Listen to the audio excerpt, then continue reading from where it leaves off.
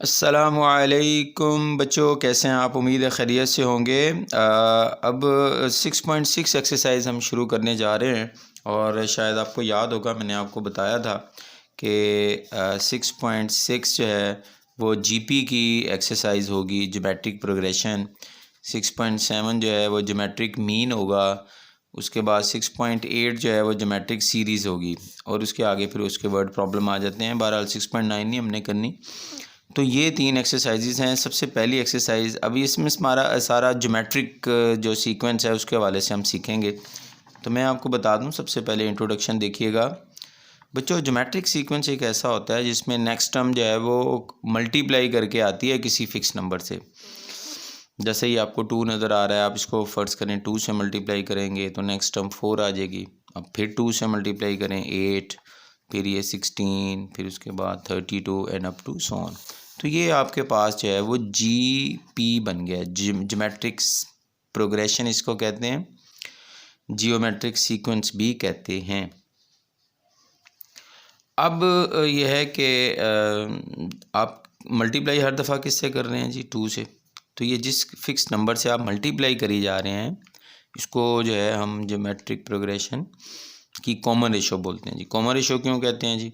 क्योंकि आप देखें ना, इसकी कोई सी भी 2 कंसेक्यूटिव टर्म्स ले लें, जैसे 4 को 2 पे डिवाइड कर लें, 8 को 4 पे डिवाइड कर लें या 16 को 8 पे डिवाइड कर लें, तो हर सूरत में तो आपके पास वही आंसर आ रहा है जिससे आप मल्टीप्लाई कर रहे थे। तो ये इस हवाले से इसको हम फिर कहते हैं कॉमन रेशो, स्मॉल आर से इसको रिप्रेजेंट करते हैं जी।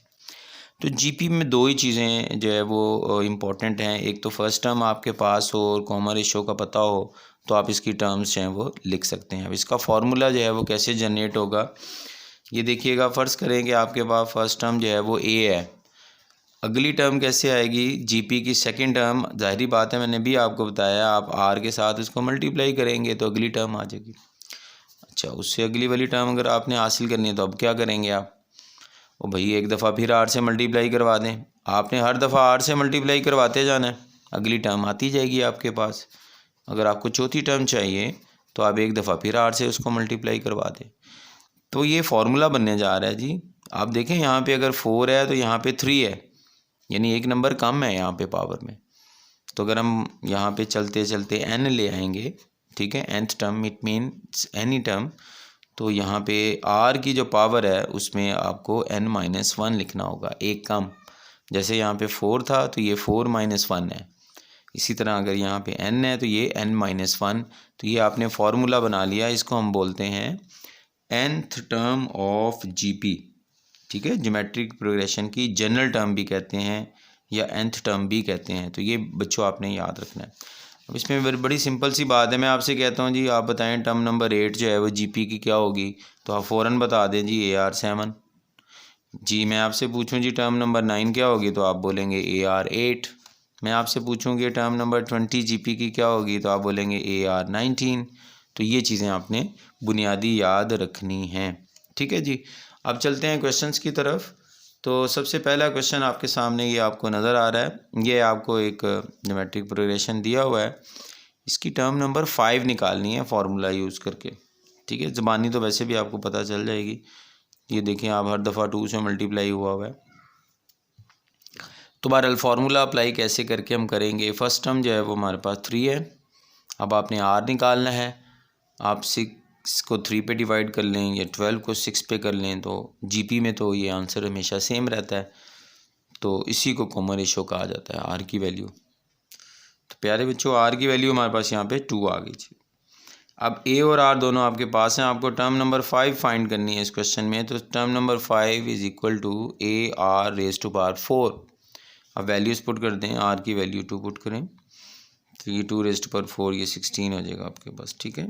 मल्टीप्लाई होके 48 is the answer of this question. उम्मीद है समझ में आ गया होगा क्वेश्चन। क्वेश्चन नंबर 10 की तरफ मैं जा रहा हूँ जी। बाकी क्वेश्चन जो हैं वो इतने इसमें इम्पोर्टेंट नहीं थे, जो अहम सवाल हैं जो पेपर में आ सकते हैं वही हम कर रहे हैं जी। आप कुछ शॉर्ट क्वेश्चन देखें, ये 2-3 लाइनों के हैं, 2-3 स्टेप्स के हैं, लेकिन बाज़ औक़ात इस तरह का भी शॉर्ट क्वेश्चन आ जाता है। ये वाला जो क्वेश्चन है ये लॉन्ग भी आ सकता है आपको एग्ज़ाम्स के अंदर, ये याद रखिएगा, ठीक है। तो चलते हैं जी इस क्वेश्चन की तरफ। 3 कंसेक्यूटिव नंबर जीपी के निकालने हैं आपने। जिनका सम जो है वो 26 है और उनका प्रोडक्ट जो है वो 216 के बराबर है। एक बात याद रखिएगा, जब भी आपको जीपी की कंसेक्यूटिव टर्म्स या जीपी की सीरीज़ आगे चल के हम पढ़ेंगे, एक ही बात है, जीपी की सीरीज़ हो या खाली ज्योमेट्रिक प्रोग्रेशन सीक्वेंस हो और उसके नंबर्स आपको 3 कंसेक्यूटिव नंबर्स आपको मालूम करने हों जबकि प्रोडक्ट उनका दिया हुआ हो, तो फिर आपने ये स्पेशल 3 नंबर आपने लेट करने हैं, कोई और लेट नहीं करने। तो ये क्यों लेट करने हैं जी, इसकी ख़ास वजह क्या है? हालांकि ये हैं तो जीपी के, देखें इसको आर से मल्टीप्लाई करेंगे ये आ जाएगा, इसको आर से मल्टीप्लाई करेंगे ये आ जाएगा।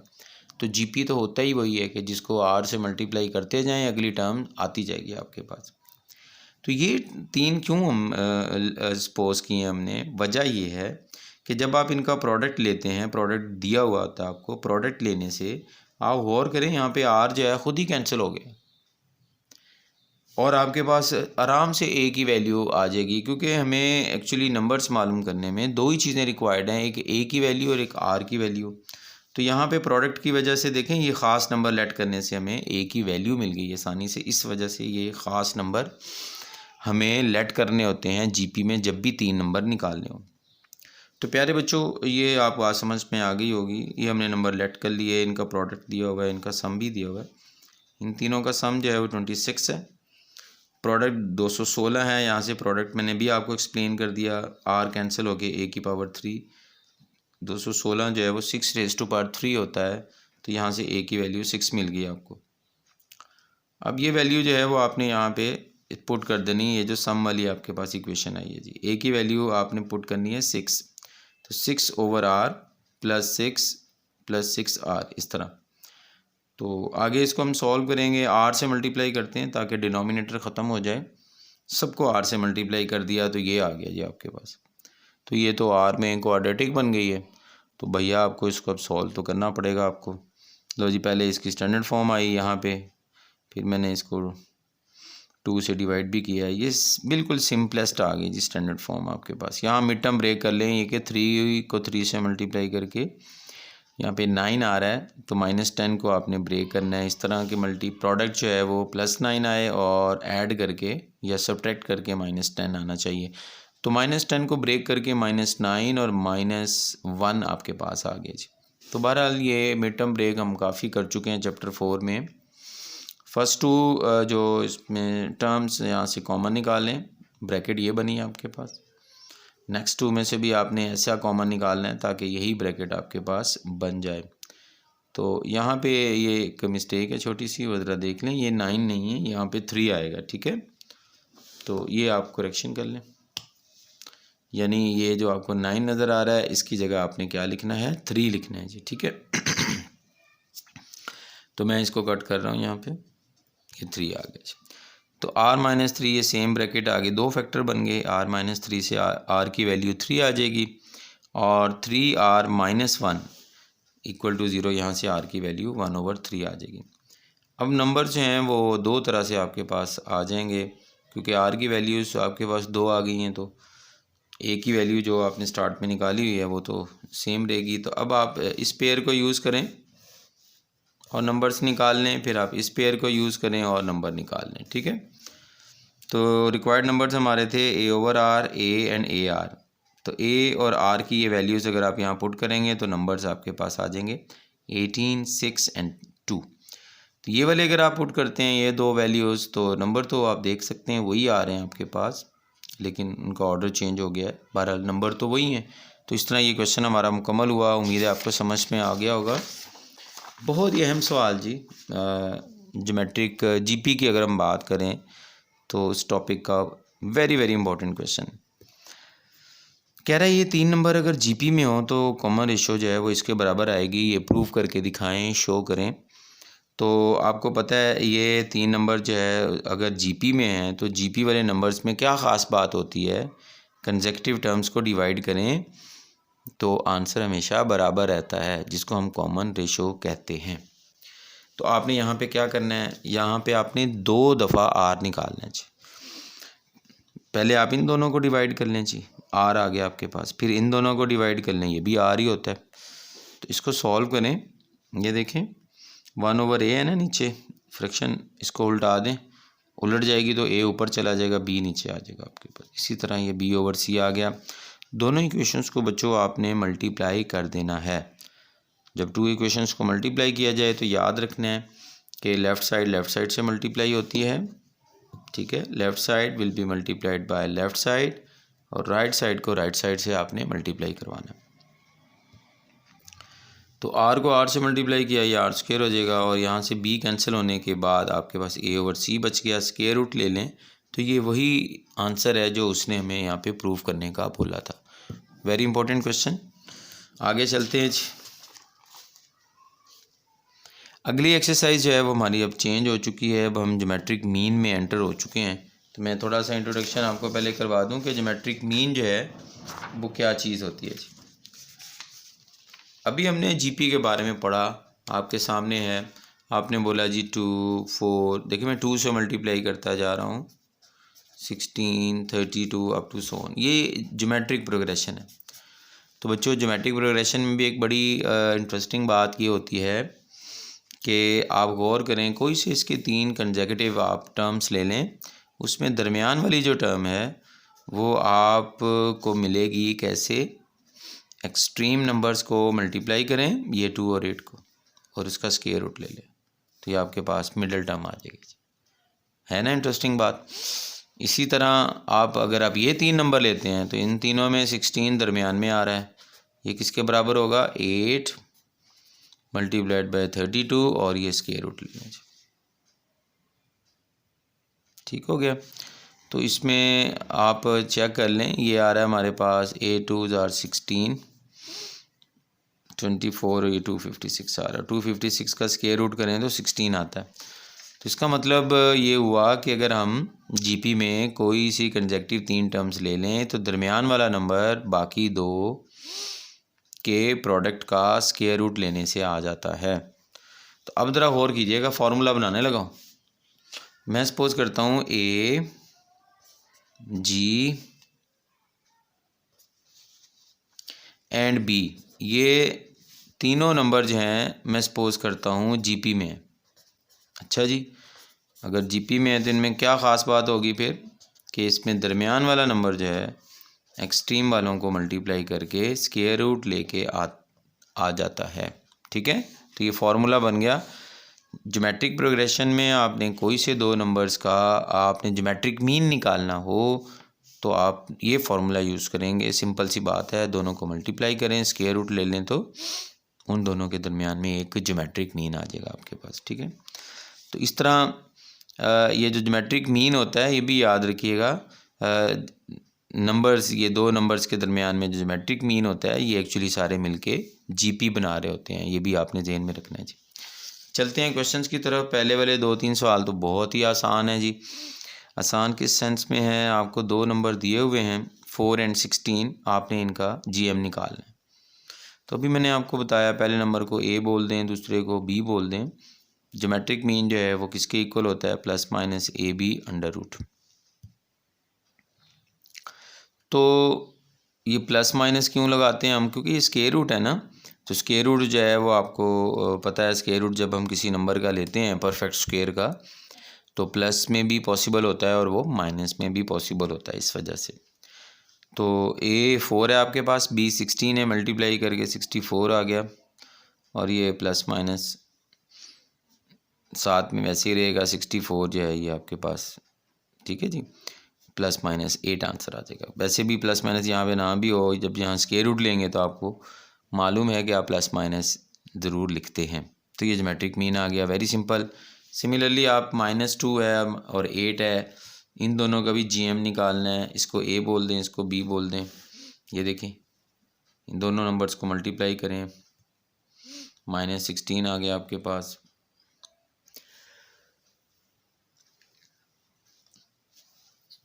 इसके बाद जो है ये माइनस की वजह से आपको पता है अयोटा -1 अयोटा स्क्वायर के बराबर होता है, तो आप स्क्वायर रूट लेने से +-4 अयोटा आपके पास आंसर आ जाएगा। तो बहुत ही आसान किस्म के क्वेश्चन हैं जी। इसी तरह ये 2 नंबर्स हैं, इनका भी निकालना है जीएम। ए, ये बी हो गया जी, दोनों को करें मल्टीप्लाई करेंगे तो आ जाएगा -16 अयोटा स्क्वायर। अब यहाँ पे बेटा स्केयर भी आ रहा है तो -1 के बराबर होता है, ये इसको माइनस को प्लस कर देगा और आपके पास +16 बच जाएगा और उसका स्केयर रूट लेंगे तो +-4 आ जाएगा। So very very easy. अब आगे चलते हैं जी। आगे एक्चुअली दो नंबर्स के दरमियान में अब आपने ज्योमेट्रिक मीन्स फाइंड आउट करने हैं। ये बिल्कुल वैसे ही सवाल है जैसे हमने अरिथमेटिक मीन निकाले थे, याद होगा, दो नंबर्स के दरमियान में, ठीक है। तो इस तरह दो नंबर्स के दरमियान में हम ज्योमेट्रिक मीन भी जितने भी निकालना चाहें हम निकाल सकते हैं।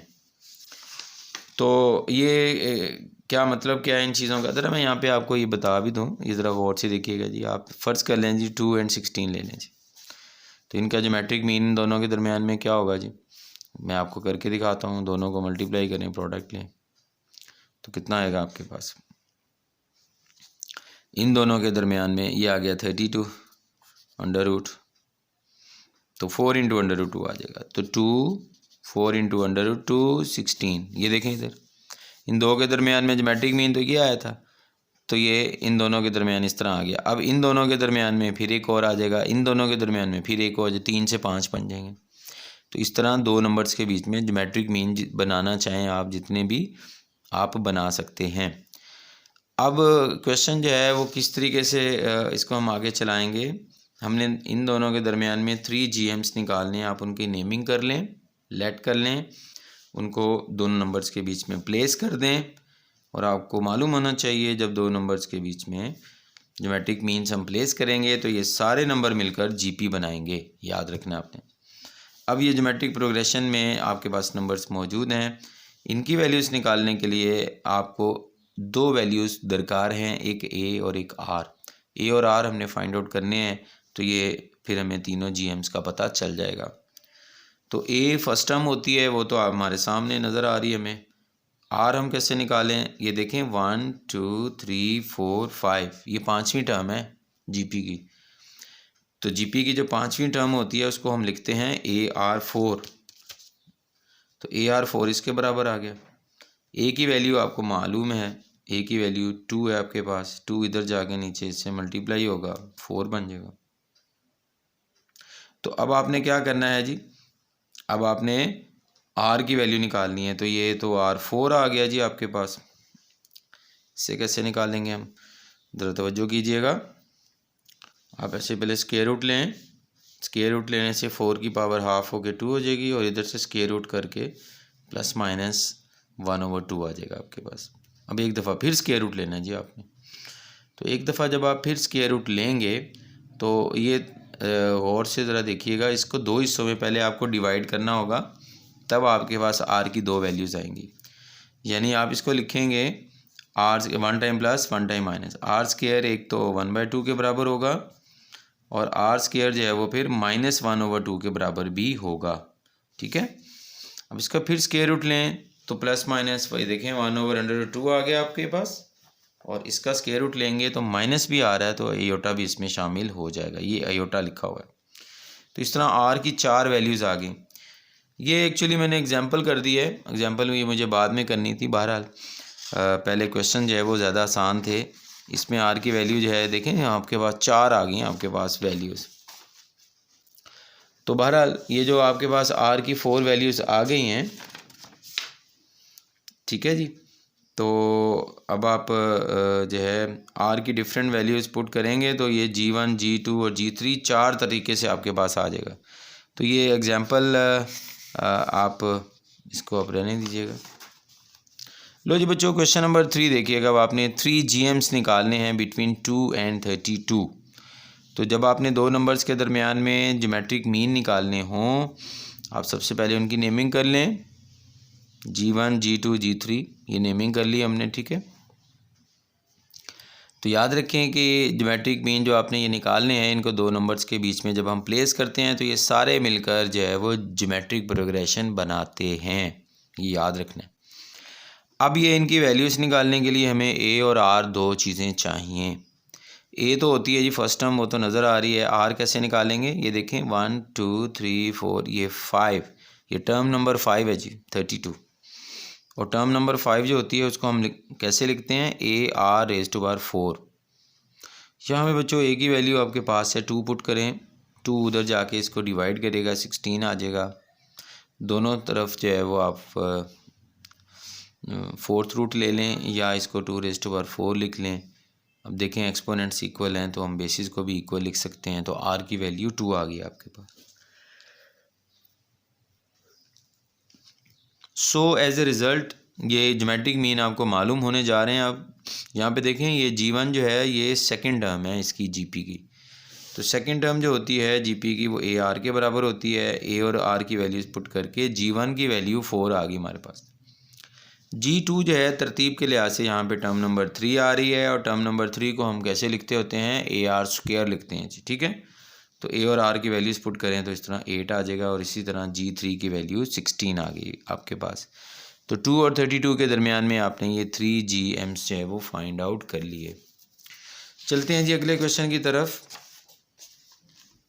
बहुत ही इंपॉर्टेंट सवाल है। ये एक्चुअली याद रखें हम इंपॉर्टेंट शॉर्ट क्वेश्चंस कर रहे हैं चैप्टर 6 के, सारे क्वेश्चंस नहीं कर रहे हम। लॉन्ग क्वेश्चंस की सीरीज़ अलहदा होगी और शॉर्ट क्वेश्चंस की अलहदा होगी, और शॉर्ट क्वेश्चंस भी वो जो एग्ज़ाम्स में आने हैं, बस ये ज़रा ध्यान में रखिएगा आप। प्यारे मोहतरम बच्चों, आप देखें यहाँ पे इस क्वेश्चन बहुत अहम सवाल है। दो पॉजिटिव नंबर हैं A एंड B, कहता है उनका जो अरिथमेटिक मीन है वो एक्सीड करता है GM से कितना, 2/2, ठीक है।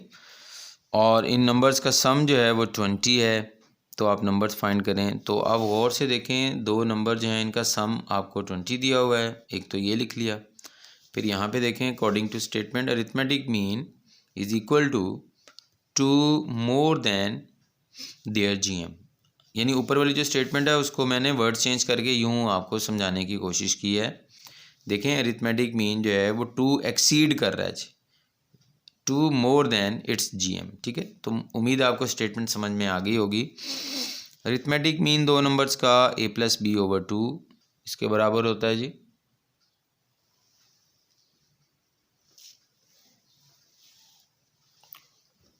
अच्छा, और ज्योमेट्रिक मीन जो होता है दो नंबर्स का वो इसके AB√√ के बराबर होता है जी। लो जी, इसको हम आगे सॉल्व करेंगे। आप गौर करें A+B की वैल्यू यहाँ पड़ी हुई है आपके पास, तो वो आप पुट कर दें। A+B की जगह 20 पुट किया और ये सॉल्व हो गया, 10 आ गया आपके पास। ये 2 इधर शिफ्ट करें, माइनस हो जाएगा, 10 से 8 आ जाएगा आपके पास। अब आप दोनों तरफ स्क्वायर कर लें, ये 64 हो गया और ये अंडर रूट ख़त्म हो जाएगा। यहाँ से A की वैल्यू निकालें और इस साइड पे लाके आप पुट कर दें। यहाँ पे ये देखें A की जगह पे 64/B हमने पुट कर दिया जी। अब इसको सॉल्व करना है आपने। B से अगर मैं मल्टीप्लाई करूँ इस डिनोमिनेटर को ख़त्म करने के लिए, तो ये मेरे पास B में क्वाड्रेटिक इक्वेशन बन गई है। अब मुझे इसकी मिड टर्म ब्रेक करनी पड़ेगी। -20 है और प्रोडक्ट में 64 प्लस का है, तो -16 एंड -4 ये दो आपने ब्रेकिंग जो है वो पॉइंट्स बना लिए -20 के। फर्स्ट 2 में से आप B कॉमन निकल रहा है, ब्रैकेट बन गई B-16। आगे भी आपने इसी तरह ऐसे कॉमन निकालना है कि ब्रैकेट में B-16 बने। So in this way you have 2 values of B, एक 4 और एक 16 आ गई आपके पास। अब प्यारे बच्चों इनकी कॉरेस्पॉन्डिंग A की वैल्यू निकालनी है, तब ये वैल्यू अब यहाँ पुट करेंगे तो आपके पास A की वैल्यू 16 आ जाएगी। B16 अगर आप यहाँ पे पुट करेंगे तो A की वैल्यू 4 आ जाएगी। So in this way these are required numbers. या तो वो नंबर्स हैं वो 16 एंड 4 होंगे या फिर 4 एंड 16 होंगे। नंबर्स तो वही हैं, बस ऑर्डर हमने उनका चेंज किया है। तो वेरी इंपॉर्टेंट क्वेश्चन, उम्मीद आपको समझ में आया होगा। आगे चलते हैं जी, ये भी बहुत अहम सवाल है 6.7 का।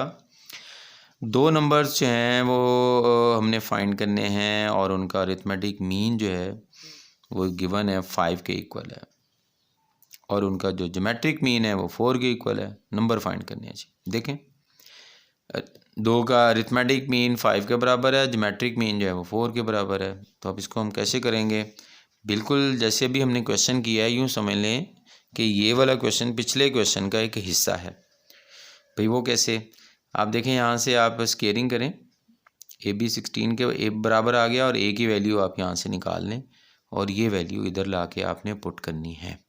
ये 2 इधर आके मल्टीप्लाई हो जाएगा, 10 हो जाएगा। A+B = 10। अब देखें, अब याद करें पिछला सवाल बन गया है किस्म का। A की वैल्यू यहाँ पुट होगी जी, A की जगह 16/B आ गया। अब आगे फिर वो B डिनोमिनेटर में ख़त्म करें, बी से मल्टीप्लाई करें पूरी इक्वेशन को, तो बी में क्वाड्रेटिक इक्वेशन बन गई। उसकी मिड टर्म ब्रेक करें, उसकी दो वैल्यूज़ निकाल लें 2 और 8, ठीक है। अब इनकी कॉरस्पॉन्डिंग ए की वैल्यू निकालनी है, तो बी की वैल्यू यहाँ पे आप पुट करें तो इसकी कॉरस्पॉन्डिंग ए की वैल्यू 8 आ जाएगी। 8 पुट करेंगे तो कॉरस्पॉन्डिंग वैल्यू 2 आ जाएगी। तो ये रिक्वायर्ड नंबर्स आ गए हमारे पास। उम्मीद है आपको ये क्वेश्चन समझ में आया होगा, वेरी वेरी इंपॉर्टेंट। लो जी आगे चलते हैं जी। आगे अब टॉपिक फिर चेंज हो रहा है, 6.8 में जाके हम ज्योमेट्रिक सीरीज़ में जा रहे हैं जी। तो अब मुझे वो आपको समझानी पड़ेगी। No problem. जो जीपी होता है ना, जीपी की टर्म्स को अगर आप सम अप कर लें, ऐड कर लें, तो सीरीज़ बन जाती है ज्योमेट्रिक। मसलन 2 + 4 + 8 + 16 + अप टू सो ऑन, तो ये ज्योमेट्रिक सीरीज़ बन गई है, ठीक है ना। टर्म्स तो वही हैं, बस आपने उनको प्लस किया। तो अगर हम इनको प्लस करना चाहें, फर्स्ट 4 टर्म्स, फर्स्ट 5 टर्म्स, उनका सम निकालना चाहें ज्योमेट्रिक सीरीज़ की टर्म्स का, तो उसका फार्मूला क्या होगा? फार्मूला जो है वो ज़रा आप ध्यान से देख लें। फार्मूला बच्चों ये होगा जी उसका, ठीक है। a1 - r⁴n divided by 1 - r।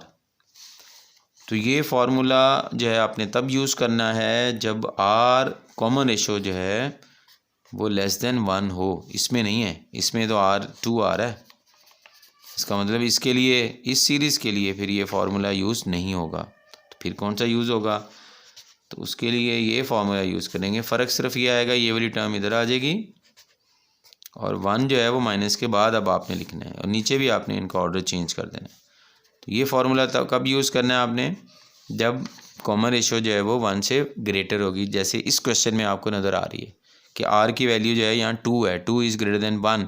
तो अगर हम यहाँ से अगर फ़र्ज़ करें मैं इसकी पहली 15 टर्म्स का सम निकालना चाहूँ तो मैं ये फार्मूला लगाऊंगा, ये नहीं लगाऊंगा मैं।